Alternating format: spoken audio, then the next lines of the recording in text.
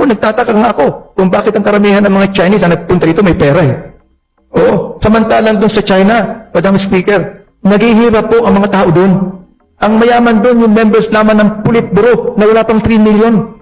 Subalit, karamihan ng agricultural lands ng China, may hirap. They cannot even own their lands. They cannot even build their own houses. Kailan po kayo last na nagpunta ng China? I think, China? Ay, hindi na po ako napupunta ron. Mula nung binubuli tayo. Oo, hindi na ako napupunta ron. Yung last na nagpunta po kayo? Last na nagpunta kayo? Years na po yan, taon na. Kaya, Madam Hindi na po Speaker, ako I would napupunta. understand na sinasabi po niya na walang mga bahay, mahinang agrikultura, Madam Speaker, dahil hindi pa pala siya matagal na. Ang China po ay pangalawa na sa ating GDP sa buong mundo.